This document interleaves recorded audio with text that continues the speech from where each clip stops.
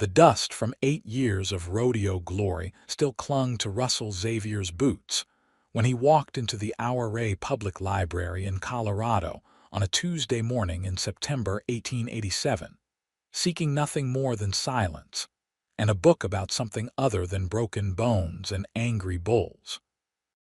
He had been the best bronc rider from Texas to Montana, a man whose name drew crowds in Denver and Cheyenne, whose skill with wild horses had earned him more money than his father had seen in a lifetime of honest ranching. But after his best friend died in the arena in Pueblo, trampled by a bull while the crowd roared, something inside Russell broke clean through. He collected his final purse, sold his competition saddle, and bought a small piece of land just outside Our with a cabin that needed work and a view of the San Juan Mountains that made his chest ache in a different way than grief.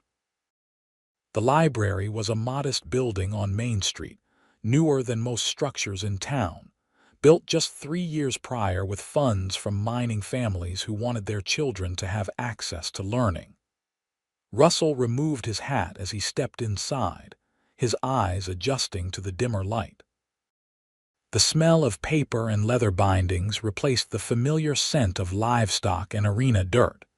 His spurs, which he had forgotten to remove, jingled softly with each step on the wooden floor. "Please remove those," a woman's voice said from behind a tall desk stacked with books. "They damage the floor." Russell looked down at his feet, then up to see who had spoken. She stood now, revealing herself fully, and for a moment he forgot why he had come. She was perhaps 23 or 24, with dark hair pulled back in a practical bun, and eyes that were green even in the library's muted light. She wore a simple gray dress with a white collar, and she was looking at him with an expression that was patient but firm. "Yes, madam," Russell said, and sat down right there on a chair near the door to unbuckle his spurs. "I apologize. I have not been in many libraries." "I gathered that," she said, but her voice had softened slightly. "Most cowboys do not frequent this establishment. What brings you here?" Russell stood with his spurs in hand, feeling suddenly awkward holding them. "I am looking for a book." "That is generally why people come to libraries," she replied, and he thought he detected the hint of a smile. "What sort of book?" "I do not rightly know," Russell admitted. He was 26 years old, had faced down horses that wanted to kill him, had broken 3 ribs and 1 collarbone and more fingers than he could count, but this woman with her crisp voice and intelligent eyes made him feel like a schoolboy. Something about building, maybe. Carpentry. "My cabin needs work." She came around the desk, moving with a gracefulness that reminded him of nothing in his previous life. "We have several volumes on construction and woodworking. Follow me, please."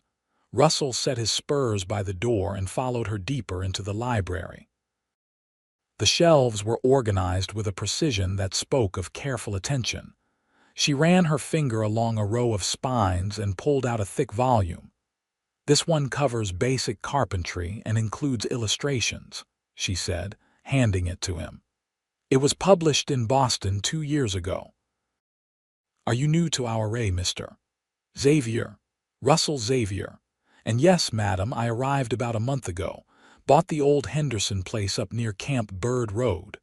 "Laura Whitmore," she said, offering her hand in a businesslike manner that surprised him. Her grip was firm when he shook it.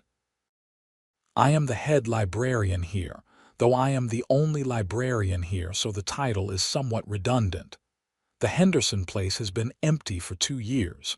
You have your work cut out for you." "So I am learning," Russell said. He opened the book and looked at a diagram of how to properly join 2 beams. The precision of it appealed to him. "How do I borrow this?" Laura walked him through the process of getting a library card, which required him to fill out a form with his name and address and promise to return borrowed books within 2 weeks in good condition. Her handwriting when she filled out the card was beautiful, each letter perfectly formed. You write real pretty, Russell said without thinking, then felt his ears grow hot. I mean, your penmanship is very fine. Thank you, Laura said, and this time she definitely smiled. My father was a schoolteacher. He insisted on proper writing. Do you read much, Mr. Xavier? Please, just Russell. And no, not much. I have been on the rodeo circuit for the last 8 years. Not a lot of time for reading when you are traveling town to town, riding broncs and bulls. Something shifted in her expression, a flicker of recognition. Russell Xavier. I thought I had heard that name. You won the bronc riding in Denver last year. There was an article in the newspaper. Yes, madam, that was me. He did not feel the pride he might have expected, but I have quit all that now. Why? The question was direct, curious rather than prying. Russell looked down at the book in his hands, at the careful diagrams of how to build something that would last. A good friend of mine died in the arena. Made me think about what I was doing with my life, risking my neck for crowds that would forget my name before they got home. I wanted something quieter, something that mattered in a different way. Laura's expression softened completely then. I am sorry for your loss, and I think that is very wise. Too many men spend their lives chasing glory without stopping to think whether glory is worth having. They stood there for a moment in the quiet library, and Russell felt something shift in his chest, a feeling he could not quite name. It was not the adrenaline rush of the arena or the satisfaction of a successful ride. It was something gentler and, in its way, more frightening. I should let you get back to your work, he said finally. Thank you for your help, Miss Whitmore. You are welcome. The book is due back in 2 weeks. Russell collected his spurs and left, stepping back out into the September sunshine. The mountains loomed all around our ray, their peaks already dusted with early snow. He looked back at the library once before heading to where he had tied his horse, and through the window he saw Laura back at her desk, already absorbed in her work. Over the next 2 weeks, Russell threw himself into repairing his cabin. The book Laura had given him was more helpful than he had expected. He fixed the sagging porch, replaced rotten floorboards, and resealed the windows against the coming winter. The physical work was satisfying in a way the rodeo had never been. When he built something, it stayed built. When he fixed something, it stayed fixed. There was an honesty to carpentry that appealed to him deeply. When the 2 weeks were up, he rode back into town. He needed more supplies anyway, and the book needed returning. He told himself these were the only reasons, but he took extra care with his appearance that morning, shaving carefully and putting on a clean shirt. The library was quiet when he entered, having remembered to leave his spurs at home this time. Laura was helping an elderly woman find a book, speaking to her with patience and kindness. Russell waited, pretending to browse a shelf of novels, though he could not have said what any of the titles were. When the elderly woman left, Laura turned to him. Mr. Xavier, did the book help? Russell, please, and yes, it helped considerably. My porch no longer sounds like it might collapse when you walk on it. That is good news for you and any future visitors. She took the book when he handed it to her, checking it for damage with practiced efficiency. Are you looking for another book, if you have one? Maybe something about animal husbandry. I am thinking of getting some chickens, maybe a milk cow. Laura nodded and led him to a different section. As she searched for an appropriate book, Russell found himself watching the way she moved, the way she tilted her head when she read the spines. Here, she said, pulling out a volume. This covers basic farm animals and their care. It is a bit old, published in '79, but the information is still sound. That will do fine. He took the book, their fingers brushing briefly. Miss Whitmore, I was wondering if you might like to have dinner sometime.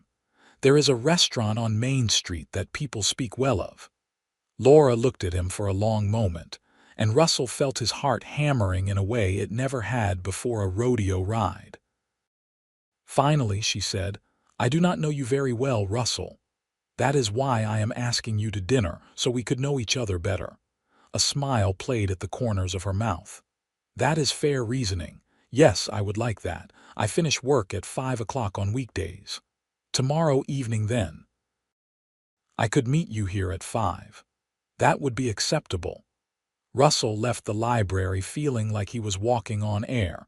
He had faced down the meanest Bronx in the West without this kind of nervous energy. He spent the rest of the day in town, getting supplies and trying not to think too hard about the next evening, which of course meant he thought of nothing else. The next day seemed to last forever. Russell worked on building a chicken coop, following the instructions in the new library book, but his mind kept wandering to Laura. What would they talk about? What if she found him boring? He had spent 8 years talking about horses and competitions and prize money. What did a librarian want to hear about? He rode into town early, stopping at the barber for a proper haircut and shave. The barber, an older man named Tom who had seen Russell around town, raised an eyebrow. "Got somewhere special to be?" Tom asked as he stropped his razor. "Dinner with a lady." "Anyone I know?" Miss Whitmore from the library. Tom chuckled. "Good luck with that one. Half the single men in our array have tried to court her. She is particular." This information did not help Russell's nerves, but he thanked Tom and paid him. At precisely 5 o'clock, he was standing outside the library, hat in hand. Laura emerged a few minutes later, having changed from her gray work dress into a nicer one of deep blue that made her eyes even more striking. "You look very lovely," Russell said. "Thank you. You look quite presentable yourself." They walked to the restaurant, a place called the Silver Pick that catered to the mining families and businessmen of our array. The owner seated them at a quiet table by the window with a view of the mountains turning purple in the evening light. "I have to confess something," Russell said after they had ordered. "I am not very practiced at this. Courting, I mean. I spent most of my 20s traveling and riding, and there was not much time for anything else." "I appreciate your honesty," Laura said. "And I should confess that I am perhaps too practiced at declining invitations to dinner. You are the first man I have said yes to in over a year." "Why me?" Laura considered this. "You seemed genuine. And you came to the library looking for books about building and farming, not trying to impress me with false interest in literature. Too many men have pretended to care about books just to gain my attention." "I do not know much about books," Russell admitted. "But I would like to learn if you would be willing to teach me." "What do you know about?" Laura asked. "Tell me about the rodeo. It must have been exciting." Russell told her and found to his surprise that he could talk about it now without the bitter taste of grief. He told her about the first time he rode a bronc at 17, about traveling through Colorado and Wyoming and Montana, about the friends he had made and the skills he had learned. He told her about the rush of the crowd, the 8 seconds that felt like forever, the satisfaction of mastering something wild and dangerous. "But it was not a life," he said finally.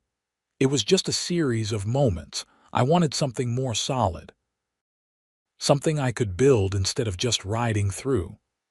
"And your friend who died?" Laura asked gently. "Do you want to talk about that?" Russell had not talked about Jack to anyone since leaving the circuit, but something about Laura's calm presence made it easier. "His name was Jack Morrison. We started riding the same year, became close friends. He was the best bull rider I ever saw, absolutely fearless. In Pueblo last June, a bull caught him wrong and threw him into the fence. He was trampled before anyone could get to him. The crowd was so loud they drowned out everything else. I remember thinking, as I knelt beside him, that all those people cheering had no idea a man was dying right in front of them." Laura reached across the table and touched his hand. I am truly sorry. It made me realize I did not want to die for a crowd's entertainment. I wanted to die old in my own bed, having built something that mattered. That is not a small ambition, Laura said. They talked through dinner, and Russell learned about her life. She had grown up in Denver, the daughter of a schoolteacher father and a mother who had died when Laura was 12. Her father had taught her to love books and learning, had encouraged her to get an education unusual for a woman. She had attended a women's college in the East, then returned to Colorado when her father fell ill. After his death 2 years ago, she had come to our Ray, drawn by the mountains and the opportunity to run her own library. "You miss Denver?" Russell asked. "Sometimes, but I like the quiet here. I like being able to walk outside and see the mountains, not just buildings. And I like the work.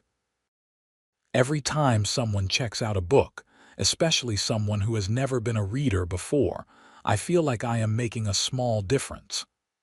That matters more than anything I did on the rodeo circuit," Russell said. "I would not say that.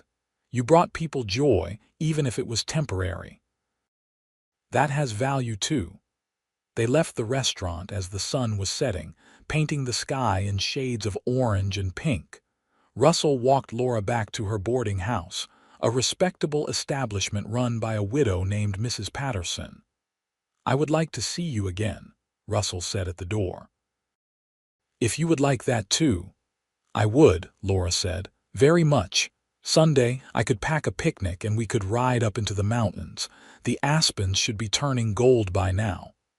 "That sounds wonderful. I should warn you, though, I am not much of a rider." "I have a very gentle mare you can use. I promise she is nothing like the horses I used to ride." Laura smiled. "Then yes, I would love to." That Sunday was as perfect as Russell could have hoped. The weather was clear and cool, ideal for riding.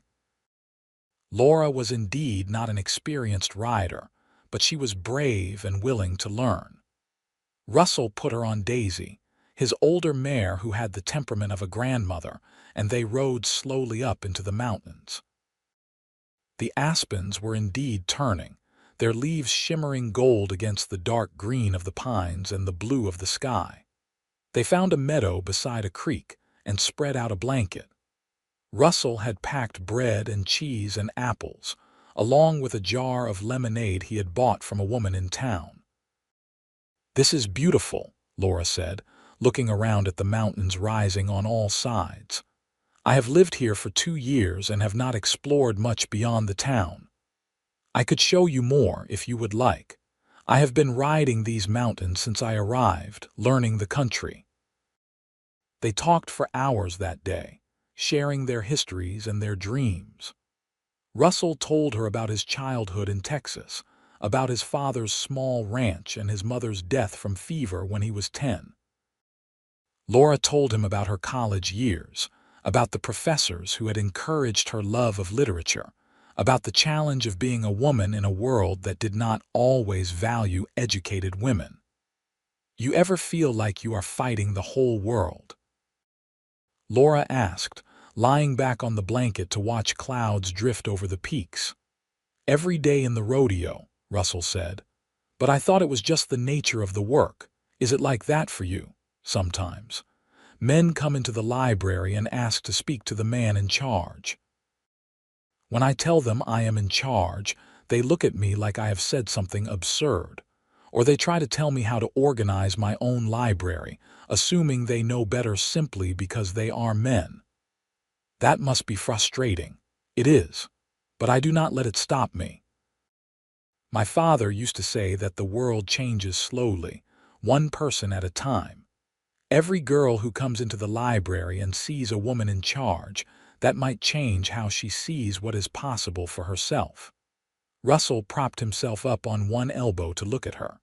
"You are remarkable." Laura turned her head to meet his eyes.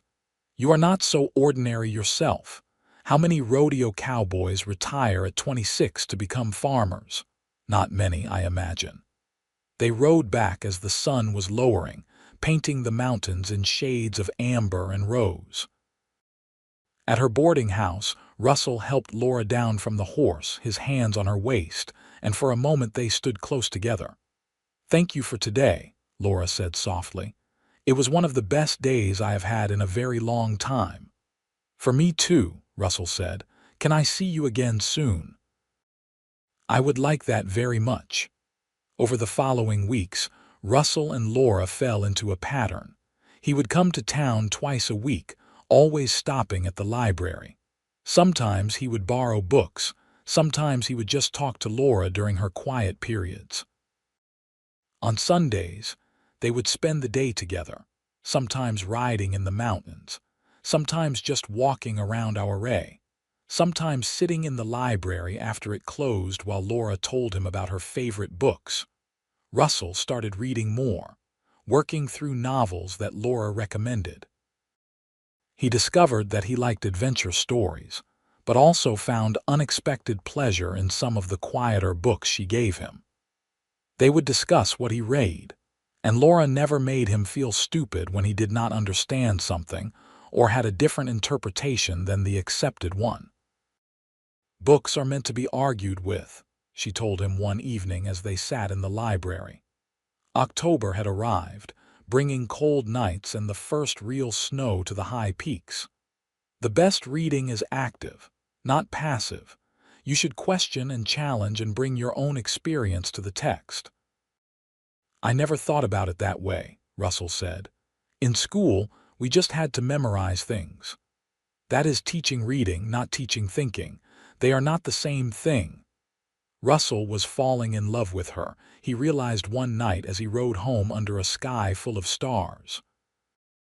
It was not like anything he had felt before, not the brief infatuations he had had on the rodeo circuit or the physical attractions that had never gone deeper than the surface.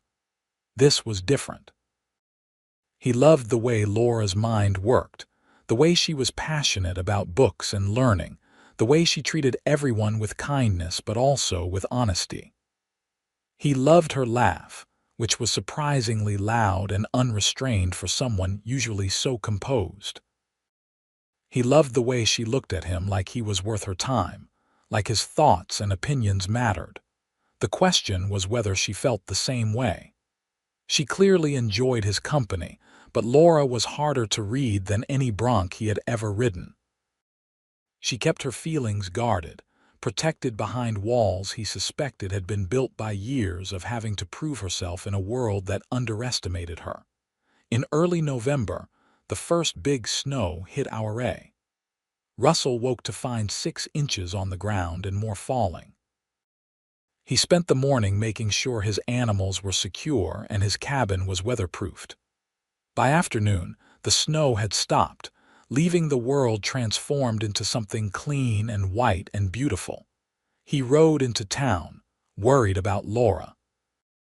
The journey was harder than usual, the roads thick with snow, but Daisy was sure-footed and patient. When he reached the library, he found it closed, which was unusual. Laura lived in a boarding house a few streets away, and he rode there, tying Daisy to the rail outside. "Mrs. Patterson answered his knock. "Mr. Xavier, what brings you out in this weather?" "I wanted to make sure Miss Whitmore is all right. The library was closed." Come in, come in." "Yes, poor Laura has a terrible cold. She has been in bed for 2 days." Russell felt a stab of worry. "Is she very ill? Should she see a doctor?" "I do not think it is that serious, but she is quite miserable." "Would you like to see her? I am sure it would cheer her up, though it might not be entirely proper. If you could just let her know I stopped by and ask if there is anything she needs." Mrs. Patterson left and returned a few minutes later. "She says to send you up. Top of the stairs, second door on the left. And Mr. Xavier, leave the door open, please." Russell climbed the stairs and found Laura's room. She was sitting up in bed, wrapped in a quilt with a book in her lap. Her nose was red and her eyes watery, but she smiled when she saw him. "You rode all the way into town in the snow to check on me," she said, her voice hoarse. "I was worried when the library was closed." "It is just a cold. I will be fine in a few days." Russell stood awkwardly in the doorway. "Is there anything you need? I could go to the general store, or I could bring you some soup." "Actually," Laura said, setting her book aside, "I would love some company if you do not mind the risk of catching this." Russell pulled a chair close to the bed, carefully leaving the door open as Mrs. Patterson had instructed.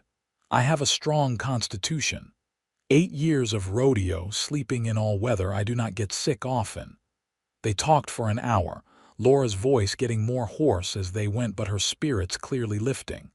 Finally, Russell said, "I should let you rest. But I will come back tomorrow to check on you." "You do not have to do that." "I want to." He came back the next day and the next. On the third day, Laura was up and feeling better, though Mrs. Patterson insisted she stay in one more day before returning to work. They sat in the boarding house parlor, properly chaperoned, and played cards while snow fell softly outside. "Russell," Laura said, studying her cards, "why did you really quit the rodeo? I know what you said about Jack, and I believe that was part of it. But was there more?" Russell considered his hand before answering. "I was tired. Tired of the travel, tired of the pain, tired of the emptiness of it all. I would win, collect my purse, and then it was on to the next town, the next competition. I had money saved but nothing to show for 8 years except some newspaper clippings and a lot of scars. I wanted to build something real. A home, a life, maybe eventually a family. You cannot do that living town to town. And have you found that here? Something real?" Russell looked up from his cards to meet her eyes. "I am starting to. Our Ray feels more like home than anywhere I have lived. The cabin is coming together, and I have met someone who makes me want to stay, not keep moving." Laura set down her cards. "Russell, I know we have only known each other a couple of months," Russell continued. "And I know I am probably not the kind of man you imagined for yourself. But Laura, I care for you deeply. More than I have cared for anyone. I am falling in love with you, if I am honest, and I needed you to know that." Laura was quiet for a moment and Russell felt his heart sink. Then she said, "I am falling in love with you too. It terrifies me." "Why does it terrify you?" "Because I have built a life here that is mine. The library, my independence, my work. I have seen too many women give up everything when they marry, become just wives and mothers and nothing else. I do not want to lose myself." Russell reached across the table and took her hand. "I would never ask you to give up the library or your work. That is part of who you are, and I love who you are. I do not want you to become someone else. I just want to be part of your life as you are part of mine." Tears spilled down Laura's cheeks. "Men say that, but they do not mean it. Once you are married, they expect you to stay home and keep house and have babies." "I am not other men," Russell said gently. "Laura, I spent 8 years doing something I loved, and I am not going to take that away from someone else. If you want to keep running the library, I will support that. If you want to have a family too, we can figure out how to do both. And if you want to keep learning and reading and thinking, I will never stand in the way of that. I promise you." Laura wiped her eyes. "Do you mean that?" "I mean it with everything in me." She stood and came around the table, and Russell stood too. She stepped into his arms and he held her carefully, as if she were something precious that might break. "I love you," she whispered against his chest. "I love you too," Russell said, and kissed the top of her head. They stood that way until Mrs. Patterson came in to check on them and cleared her throat meaningfully. They sprang apart, both blushing, and Mrs. Patterson tried to hide a smile. "I think perhaps Mr. Xavier should be going now," she said. "It is getting late." Russell agreed and took his leave, but not before arranging to see Laura the next day when she returned to work. He rode home through the snow-covered landscape, feeling like his heart might burst from happiness. Over the next months, their relationship deepened. Russell continued improving his property. and Laura often came out on Sundays to see his progress. She was impressed by the chicken coop he had built, the small barn for Daisy and the milk cow he had bought, the repairs to the cabin that had transformed it from a near ruin into a solid, comfortable home. "You have a real talent for this," Laura said one Sunday in December, examining the kitchen cabinets he had built. "These are beautifully made." "I enjoy it," Russell said. "There is something satisfying about building things with my hands, seeing something go from just an idea to something real and useful." "It is like writing," Laura said thoughtfully. "Taking something that exists only in your mind and making it concrete." In January 1888, during a cold snap that kept most people indoors, Russell asked Laura to marry him. They were in the library after closing, sitting by the stove that kept the building warm. He had been carrying his grandmother's ring in his pocket for 2 weeks, waiting for the right moment. "Laura," he said, setting down the book he had been pretending to read, "I know we have talked about a future together, but I want to make it official. Will you marry me?" He pulled out the ring, a simple gold band with a small sapphire that had belonged to his grandmother. Laura looked at it, then at him, and he saw tears in her eyes. "Yes," she said. "Yes, I will marry you." Russell slipped the ring onto her finger and they kissed, a real kiss this time, not the chaste pecks they had shared before. When they finally pulled apart, both were breathless. "When?" Laura asked. "Whenever you want, tomorrow if you like, or we can wait until spring when the weather is better." "Spring," Laura said. "That will give us time to plan and for you to finish the house. I want it to be our home, not just yours. It is already ours in my heart." They were married in late April, when the wildflowers were blooming in the high meadows and the aspens were showing their first green leaves. The ceremony was held in the small church in Auray, with most of the town in attendance. Russell wore a new suit that the tailor had made for him, and Laura wore a simple white dress she had sewn herself, with wildflowers in her hair. Standing at the altar, looking at Laura as she walked down the aisle, Russell thought about the path that had brought him here. The years of rodeo, the crowds and the glory and the emptiness. Jack's death and his own decision to walk away from everything he had known, coming to Auray on nothing but hope and a desire for something different. Walking into that library on a September morning and meeting a woman who would change his life forever. He had thought he was giving up a lot when he left the rodeo circuit. But standing here now, watching Laura smile at him as she took his hand, he realized he had given up nothing that mattered. The crowds, the cheers, the temporary rush of victory, none of it compared to this moment. None of it compared to the life he was beginning with this remarkable woman. "I love you," he whispered as the minister began the ceremony. "I love you too," Laura whispered back. They said their vows clearly and firmly, promising to love and honor each other, to build a life together based on respect and partnership.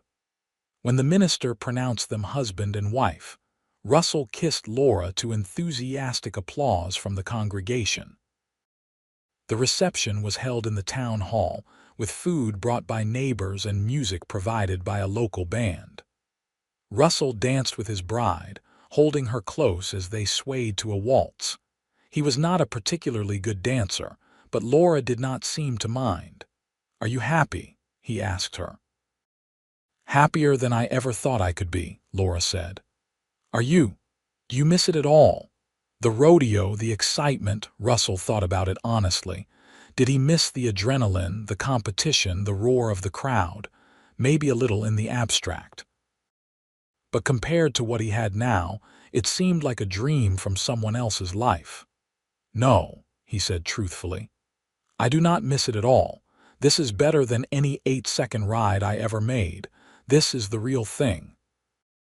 They moved into the cabin together, and Laura proved as practical and capable in making a home as she was in running a library. She kept her position at the library, working 5 days a week, while Russell continued building and improving their property. They fell into a comfortable rhythm, each supporting the other's work and interests.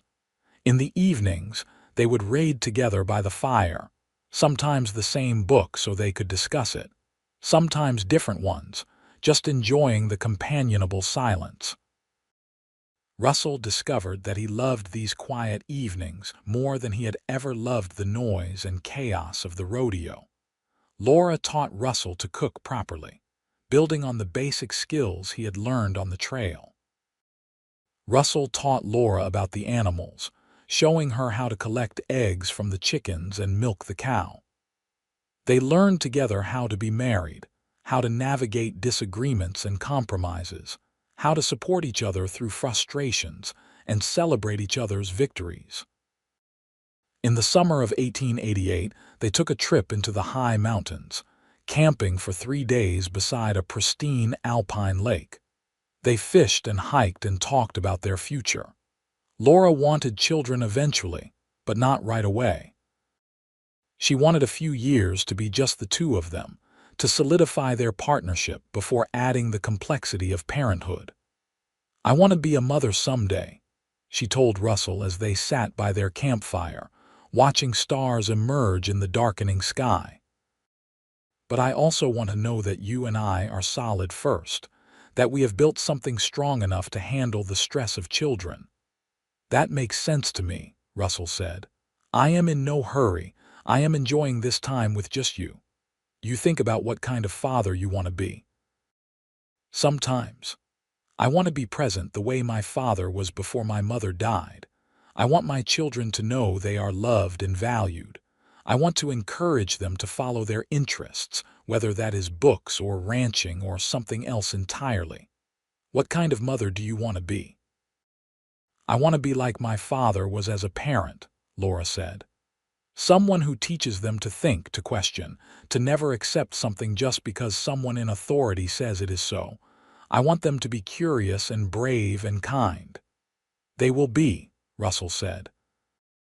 "With you as their mother, how could they not be?" As summer turned to fall and fall to winter, Russell found himself amazed at how full his life felt. He had once measured his worth by prize money and competition victories.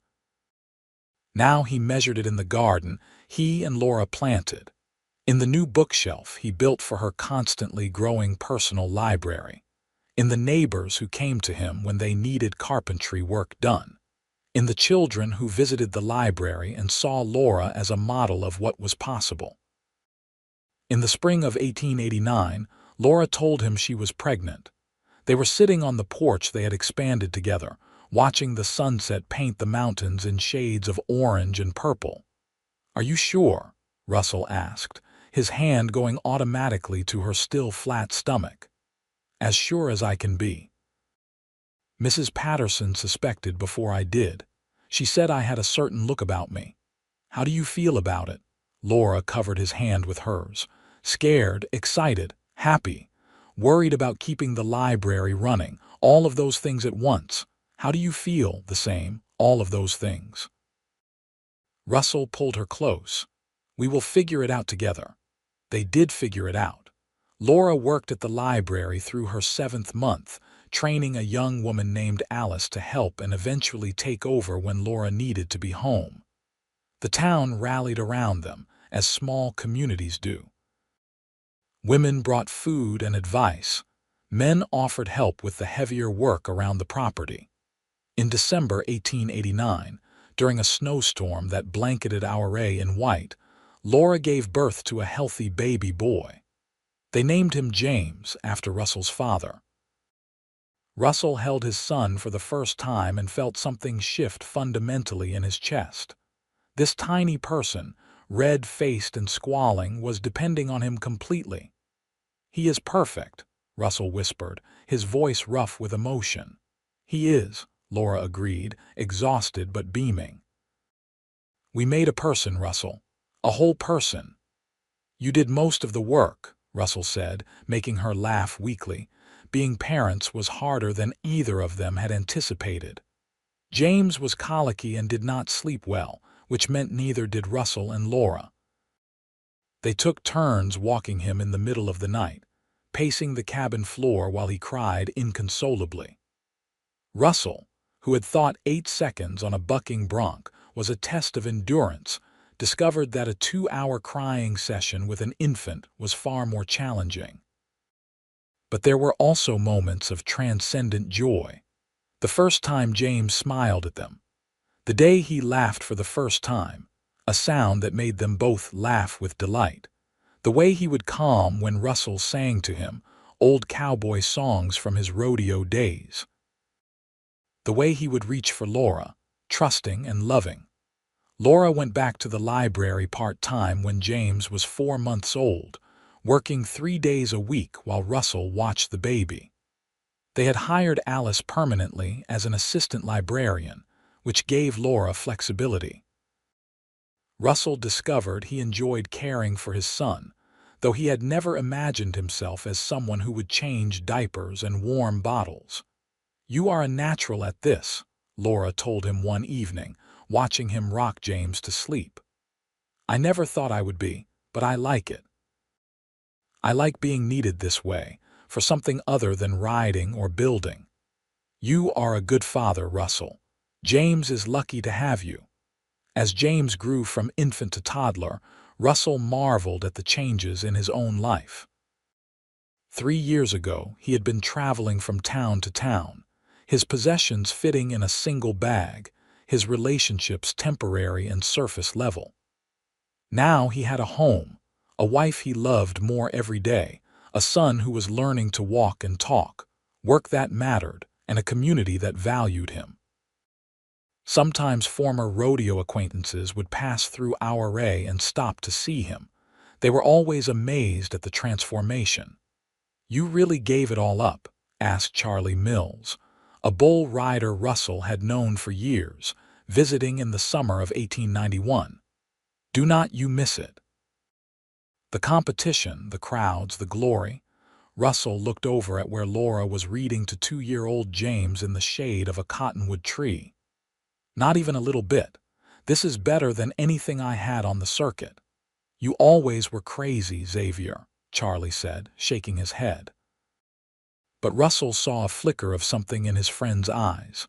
Envy, maybe, or longing. "It is not crazy to want a real life," Russell said. "The rodeo is fine for a while, but it is not a life. It is just a way to postpone having one." Charlie left the next day, heading to a competition in Denver. Russell watched him ride out and felt grateful that he was staying, that he had found something better. In 1892, Laura became pregnant again. This time, the pregnancy was easier, and she worked at the library almost until her due date. Their daughter, Emily, was born in August, an easier baby than James had been. She was calm and observant, seeming to take everything in with wide, serious eyes. "She is going to be smart like her mother," Russell said, holding his daughter and marveling at her tiny fingers, her perfect features. "And kind like her father," Laura added. With 2 children, life became busier. Russell expanded the cabin, adding 2 bedrooms so the children would each have their own space as they grew. Laura cut her library hours to 2 days a week, with Alice running things the rest of the time. The library was thriving under their joint leadership, becoming a true community center with reading programs for children and adult education classes. Russell's carpentry skills had become well known in the area, and he had steady work building and repairing for neighbors. He enjoyed the work and the income it provided, but he always made sure to keep time for his family. He had seen too many men on the rodeo circuit and too many ranchers sacrifice their families for their work. He was determined not to make that mistake. One evening in 1893, when James was 3 and Emily not yet a year old, Laura and Russell sat on their porch after putting the children to bed.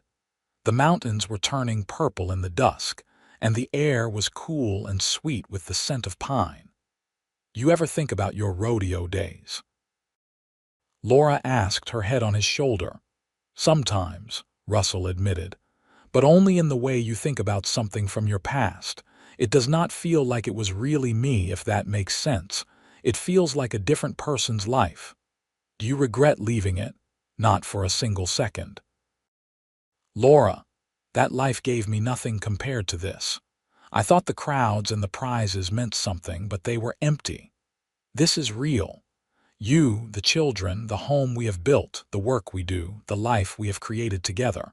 This matters in a way the rodeo never did. Laura was quiet for a moment, then said, I am glad you walked into my library that day. So am I. Best decision I ever made, asking you to recommend a book.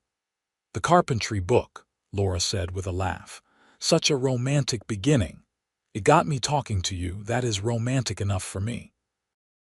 They sat in comfortable silence as the stars began to emerge.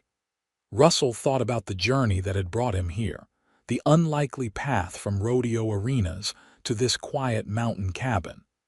He thought about Jack Morrison, whose death had catalyzed his decision to leave the circuit. Jack would be happy for him, Russell thought. Jack had always said the rodeo was just a young man's game, that you had to know when to walk away and find something real. Russell had found something real. He had found everything. The years flowed on, each one bringing its own joys and challenges. James grew into a curious, energetic boy who loved the outdoors and helping his father with carpentry projects. Emily was quieter, more bookish, spending hours with Laura at the library and learning to read at an astonishingly young age. In 1895, Laura became pregnant again, a surprise but a welcome one. Their second son, Robert, was born in early 1896, a happy baby who seemed delighted by everything. With 3 children, the cabin felt truly full, loud with laughter and occasional arguments, always busy with the work of daily life. Russell built an addition to the barn and bought more chickens. Laura and Alice expanded the library's collection, raising funds through book sales and donations. The town of Ouray continued to grow, though it remained small enough that everyone knew everyone else. One afternoon in the summer of 1897, Russell was in town delivering a custom bookshelf to a client when he ran into Tom, the barber who had cut his hair before his first date with Laura. Remember when I told you half the men in town had tried to court Laura Whitmore? Tom said, grinning. And you went ahead and married her anyway. I remember, Russell said. You did well, Xavier, real well. You two are one of the happiest couples I have seen, and those children of yours are fine kids. Thank you, Tom, I am a lucky man. Luck has nothing to do with it, you worked for it. You built it. That is not luck, that is earning it. Russell thought about that on his ride home. Had he earned this happiness? Maybe. He had made the choice to leave the rodeo to come to Ouray to walk into that library. He had chosen Laura, and she had chosen him. They had both worked hard to build a marriage based on respect and love and partnership. They had made deliberate choices about how to raise their children, how to balance work and family, how to be present for each other. When he got home, Laura was in the garden with the children, showing them how to weed around the growing vegetables. Emily was taking the task very seriously, carefully removing each weed. James was less focused but enthusiastic. Little Robert was mostly just digging in the dirt and laughing. Russell tied up his horse and walked over to his family. Laura looked up and smiled at him, and his heart did the same thing it had done that first day in the library, that little flip that told him he was exactly where he belonged. How did the delivery go? Laura asked. Fine.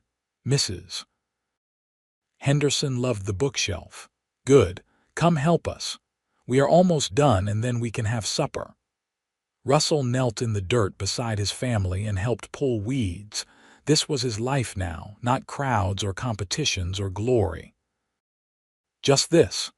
Dirt under his fingernails, his wife beside him, his children learning and growing, the mountains standing eternal around them. As the sun set that evening and they sat down to supper together, James chattering about a bird's nest he had found, Emily asking complicated questions about how plants grow, Robert banging his spoon on his tray and laughing, Laura catching Russell's eye and smiling, Russell felt a profound sense of peace. He had never missed the crowds, not once, not ever. The years continued their steady march. James at 8 wanted to learn to ride, and Russell taught him on old Daisy, who was patient with the boy's inexperience. Emily at 6 was reading books meant for children twice her age, showing a brilliant mind that reminded Russell so much of Laura. Robert at 2 was a force of chaos and joy, into everything, laughing constantly. In 1899, when Russell was 38 and Laura 36, they talked about whether their family was complete. "I think 3 is perfect," Laura said. They were alone, the children asleep, sitting by the fire on a cold winter night. "I love them so much, but I am also ready to have a bit more of my time back. I want to work more at the library again. Alice is talking about moving to Denver to be near her sister, and I would like to take over fully again." "I think 3 is perfect too," Russell agreed. "And I want you to work as much as you want. We can manage it. James is old enough to help more, and I can adjust my carpentry schedule. You do not mind you doing work you love." "Laura, I have never minded that. I meant what I said when we were courting." "I will never ask you to be less than you are." Laura kissed him. "I love you so much. I love you too." Laura did take over the library again when Alice moved away in 1900, working 4 days a week. Russell adjusted his schedule to be home when she was working, and they hired a young woman from town to help watch Robert on the days when neither of them could be home. The new century brought changes to our Ray and to the country. Automobiles began appearing, though they were rare and unreliable in the mountains. The telephone came to our Ray, and eventually even the library got one. The world was modernizing, speeding up, but Russell and Laura's life maintained its steady, purposeful rhythm. In 1905, James at 15 was already as tall as Russell, a strong young man who had decided he wanted to be an engineer, designing bridges and buildings. Emily at 12 was talking about attending college like her mother had, maybe becoming a teacher or a writer. Robert at 8 was still figuring himself out, interested in everything and nothing for very long. Russell, at 44, sometimes felt twinges in his old rodeo injuries, reminders of broken bones and hard falls. But overall he was healthy and strong, still doing carpentry work, still maintaining their property, still deeply in love with his wife. Laura, at 41, had some gray in her dark hair now and laugh lines around her eyes. She was as beautiful to Russell as she had been the first day he saw her in the library, maybe more so, because now he knew her completely. Knew her mind, her heart, her strength, her kindness, her occasional stubbornness, her deep capacity for love. One Sunday in the summer of 1905, the whole family took a picnic up into the mountains, to the same meadow where Russell had taken Laura on their first picnic 18 years before. The children ran through the wildflowers while Russell and Laura spread out a blanket and set out food. "Do you remember the first time we came here?" Laura asked. "Of course. I was terrified you would not want to see me again after that." "Why would you think that?" "Because you were so smart and accomplished, and I was just a former rodeo rider trying to figure out how to build a chicken coop." Laura laughed, that same loud, unrestrained laugh he loved. "You were never just anything, Russell. You were kind and honest and interested in building a real life. That was more impressive than any rodeo prize. I am glad you thought so." They watched their children play, James helping Robert climb a tree while Emily picked wildflowers.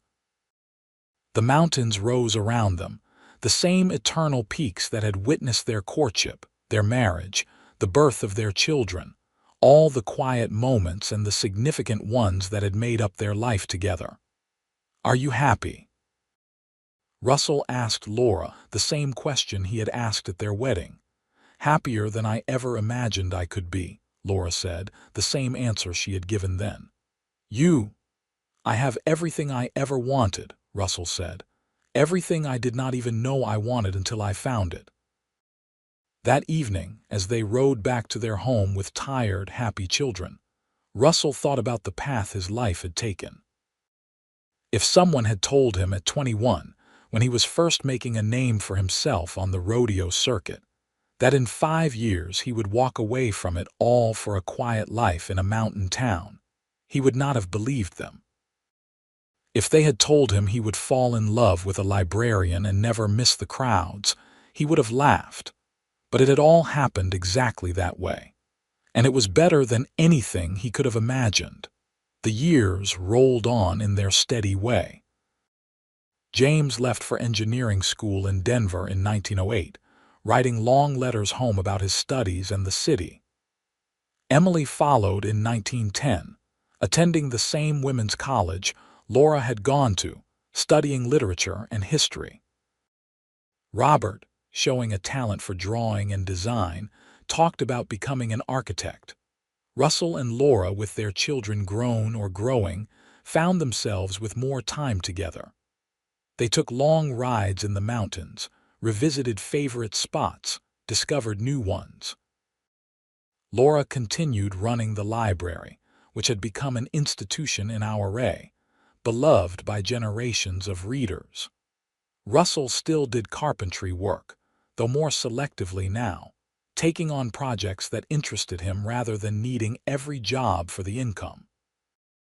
In 1912, James graduated from engineering school and got a job with a firm in Denver, working on designing buildings for the growing city. He came home for visits and talked excitedly about his work.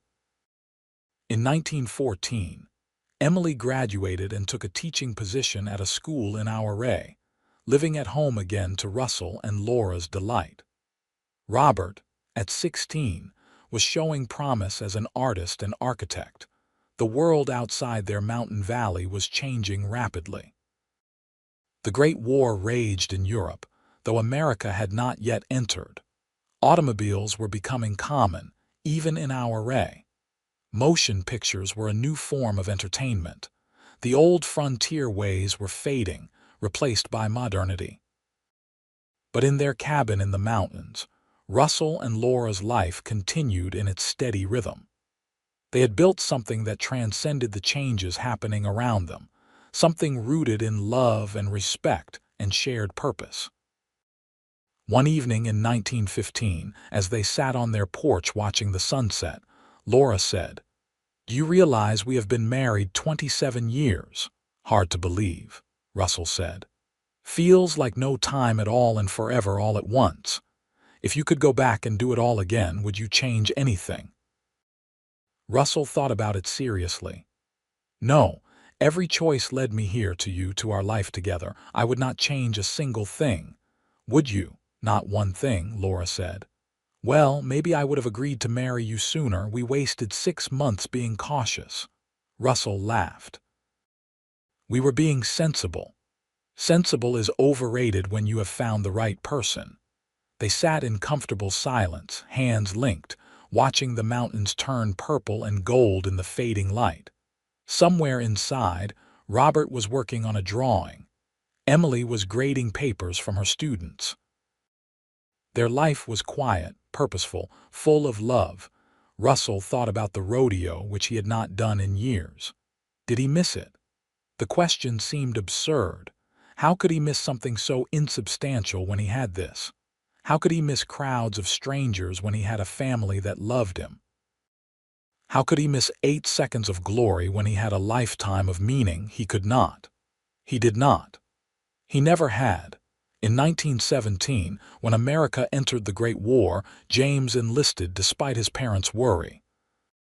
He served as an engineer, building bridges and structures for the army, and came home safely in 1919, changed by what he had seen but whole. He married a woman named Catherine he had met in Denver, and they settled there, starting their own family. Emily married in 1920, a fellow teacher named David who taught mathematics and shared her love of learning.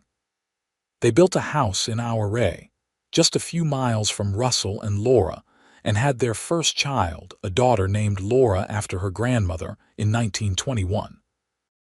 Robert went to school for architecture and design, showing exceptional talent. He worked on projects across Colorado, designing buildings that blended modern efficiency with aesthetic beauty.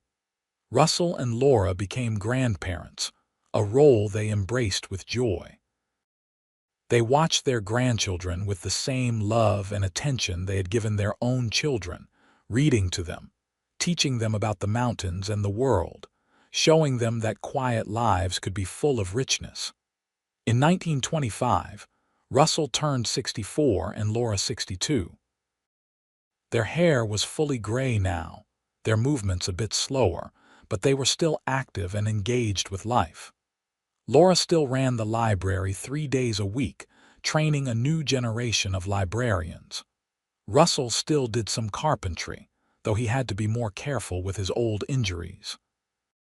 They took a trip that summer, just the two of them, riding up into the high country they had explored together for nearly 40 years. They camped beside the same alpine lake where they had camped as newlyweds, and Russell was struck by how little the mountains had changed while everything else had. "We have had a good life, have we not?" Laura said as they sat by their campfire. "The best life," Russell agreed, "better than I ever deserved." "You deserved it all," Laura said firmly. "You are a good man, Russell Xavier, you always have been. Only because you made me better." "No. You were already good. I just helped you see it." They sat close together, watching the stars emerge in the darkening sky, the same stars they had watched together for nearly 4 decades. Russell thought about the young man he had been, chasing glory in rodeo arenas, measuring his worth in prize money and crowd cheers. That man seemed like a stranger now. The real Russell Xavier had only come into existence when he walked into a library in Ouray and met a woman who saw something in him worth nurturing. "Thank you," Russell said. "For what?" "For saying yes. That first time I asked you to dinner and every time after. For building this life with me. For loving me. For everything." Laura kissed him, her lips soft and familiar. "Thank you for being someone worth saying yes to. Thank you for keeping your promises. Thank you for loving me as I am, not as you wished I would be. Thank you for never making me choose between my work and my family. Thank you for being my partner in everything." They held each other as the fire burned down to embers and the night grew cold. The mountains stood around them, eternal and unchanging, witnesses to their love. In 1930, Russell and Laura celebrated their 42nd wedding anniversary. Their children threw them a party, gathering from Denver and around Colorado with spouses and grandchildren. The house was full of noise and laughter and love. James, now 40, was a successful engineer with 3 children. Emily, 37, had 2 children and was beloved by her students. Robert, 34, had recently married and was making a name for himself as an architect. Looking around at the family they had created, the lives they had shaped, Russell felt overwhelmed with gratitude. This was his legacy. Not rodeo prizes or newspaper clippings, but these people. These good, kind, intelligent people who were making their own ways in the world. "Speech." Someone called and the room quieted. Russell stood, feeling his age but also feeling the strength that came from a life well lived. "I am not much for speeches," he began. "But I want to say that everything good in my life came from one decision I made 43 years ago. I walked into a library in this town and I met the woman who changed everything. Laura, you made me better. You gave me purpose. You built this life with me, this family, everything that matters. I love you more today than I did the day we married, and I will love you more tomorrow than I do today." There were tears and applause, and Laura stood to kiss him. "I love you too," she whispered.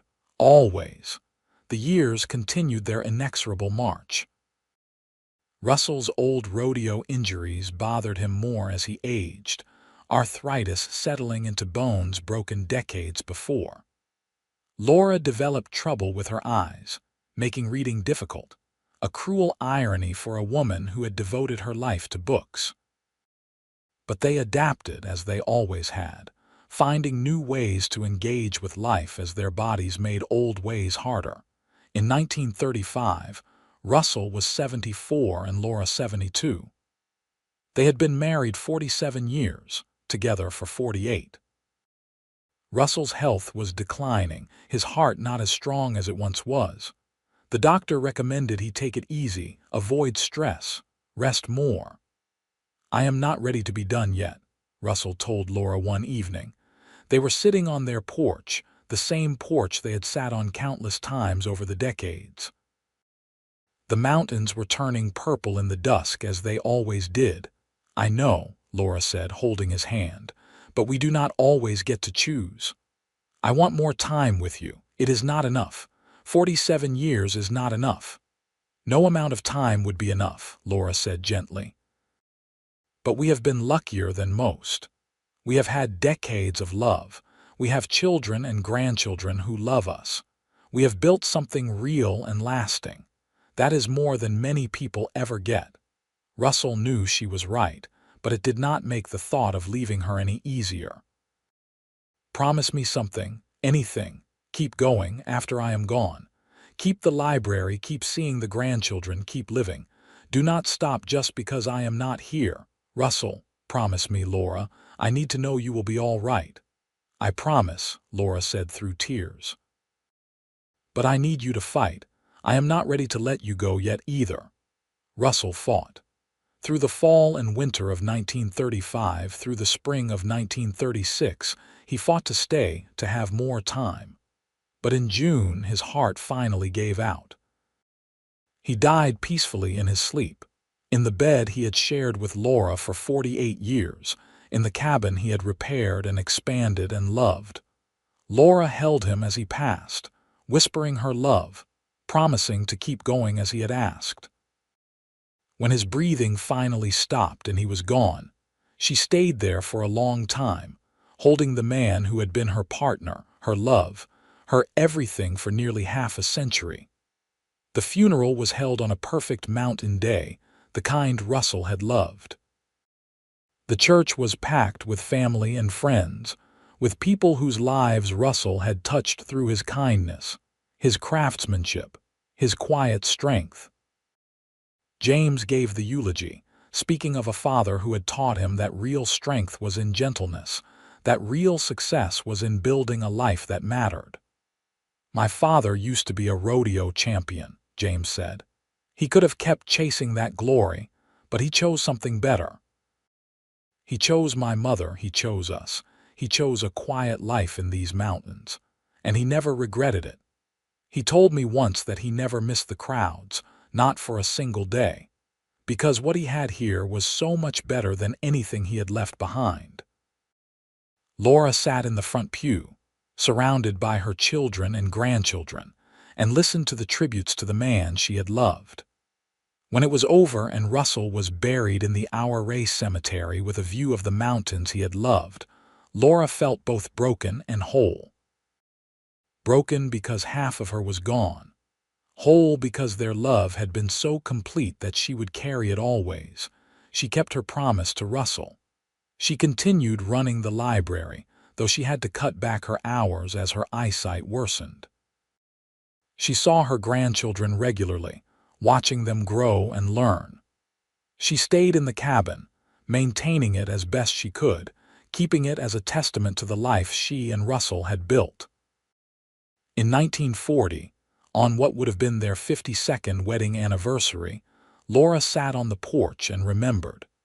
She was 77 now, her body frail but her mind still sharp. She thought about the young librarian she had been, cautious and guarded, devoted to her books and her independence.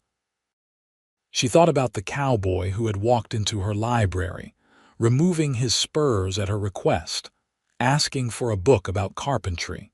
She had not expected to fall in love with him, had not expected him to keep every promise he made, had not expected him to support her work, to be a true partner, to build a life so full of love and meaning that even now, 4 years after his death, she could feel the warmth of it. Their children visited often, worried about her living alone. But Laura refused to leave the cabin. This was where Russell was, in every board he had nailed, every improvement he had made, every memory they had created together. She would stay here as long as she could. In 1943, Laura's health began to fail. The doctor diagnosed heart trouble, perhaps fitting for someone who had given her heart so completely to another person. Her children came home, and in July, surrounded by family in the cabin she loved, Laura passed away peacefully. She was buried next to Russell in the Auray Cemetery. Their graves had a shared headstone that James had designed, simple but beautiful, bearing their names and the dates of their births and deaths, and one line that said it all: partners in everything, never miss the crowds. The cabin passed to Emily, who kept it in the family, using it as a summer home for her own children and grandchildren. The library in Auray thrived for decades, eventually being renamed the Laura Whitmore Xavier Memorial Library in honor of the woman who had devoted her life to it. The story of Russell and Laura became part of Auray's history, told and retold. The rodeo champion who gave it all up for love and a quiet life. The librarian who believed in partnership and possibility. The couple who proved that the best life was not always the loudest or most celebrated, but the one built on love and purpose and quiet dedication. Their grandchildren told the story to their own children and grandchildren. How Russell had walked into a library in 1887, looking for a book about carpentry, and found instead a woman who would change his life. How Laura had taken a chance on a cowboy with kind eyes and honest intentions. How they had built a life together that was better than anything either had imagined. And always, the story ended the same way. Russell had left the rodeo circuit for a quiet life. He had met Laura in a library, and he had never, not for a single day, missed the crowds. Because what he found in that library, in that mountain town, in the arms of a woman who saw him truly and loved him completely, was worth more than all the crowds in the world could ever offer. He had found home. He had found purpose. He had found love that lasted a lifetime and beyond. And that was worth everything.